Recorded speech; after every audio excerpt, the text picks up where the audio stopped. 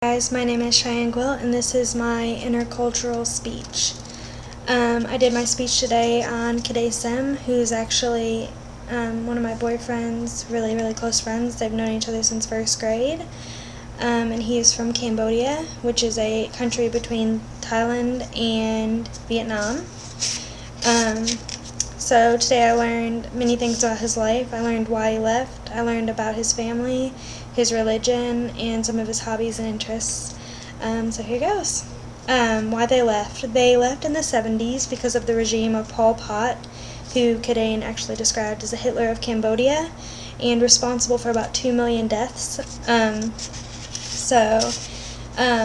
then from an article, Breaking Away from Pol Pot by Gareth Porter, President Carter, actually, who was the president at the time of Pol Pot's reign in the 70s, referred to him as the world's worst violator of human rights. And the pressures to vote pro-Pol Pot were from China and members of the Association of Southeast Asian Nations, some diplomatic reasons to vote him in, but they thought of it as a mistake once it was over.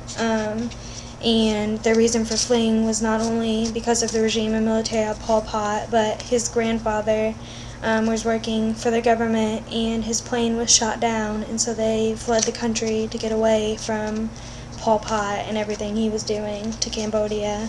So they fled in the 70s. When they came to the United States, they started off here in Kentucky, and then from there his family then decided they wanted to go other places. So some of them went to Massachusetts, some went to California, Texas, and then some stayed in Kentucky. The only ones that are actually in Kentucky now that are left are actually Kade's parents and his siblings. The rest of them are spread all over. Kade's great-grandpa, or grandpa, was actually the head monk of Cambodia, and he was buried in a temple in Cambodia. And Kade wears a tooth around his neck, his great-grandfather's tooth. So I thought that was kind of neat that he still holds on to him. He is Buddhist, and I actually learned that there are two different representations of Buddha. There's actually the fat Buddha and then the skinny Buddha statues. The fat Buddha is more of a representation of symbolism rather than the actual Buddha. The fat Buddha is a symbol of well-being and healthy, whereas the skinny Buddha is, like I said, more of the representation of the actual Buddha, and because Buddha was a teacher, and it actually symbolizes more of a following of Buddha than the fat symbol of him does, and that's the one that Kade wears, is the skinnier Buddha.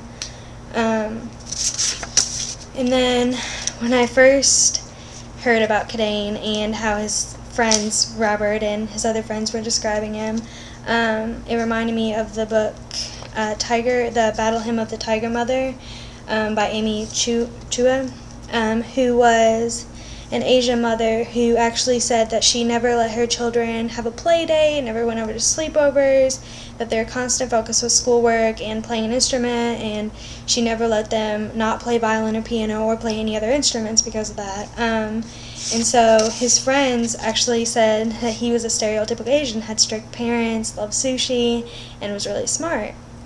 Well, when I actually talked to Kade, he said that his parents weren't actually that strict. He did not have a tiger mom.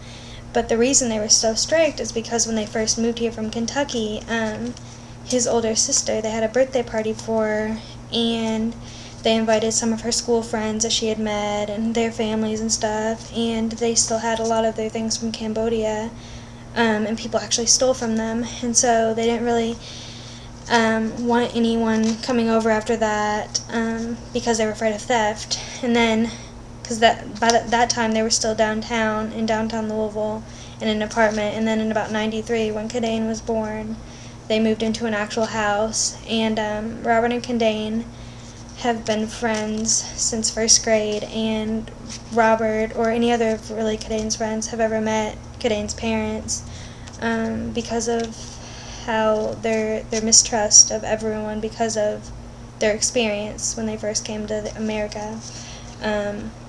He does love sushi and is very smart. He maintains 2 full-time jobs and is also a full-time student. He's doing a double major. He's studying economics and accounting. And he describes himself as very not traditional. He's very Americanized. He says his parents listen to more of the Cambodian music, which is upbeat and very different from what we have, he says. But he said that he does not listen to any of that, and he's very Americanized. He plays video games like a regular teenage boy, and he does that. So his parents are somewhat traditional, but they're very Americanized too because of how long they've been in America. So today I learned more about Kadain than some of his friends have actually ever knew, about where they came from and how they got here and why they got here. And so it was nice and refreshing to hear about, the rough times he's been through, but how his family came to America to make a better life for them, to get away from, the dictatorship that was going on back at home. And it was appreciating to hear about his culture and how he's trying to fulfill his American dream. So that is my intercultural speech about Kadain. Thank you, everyone.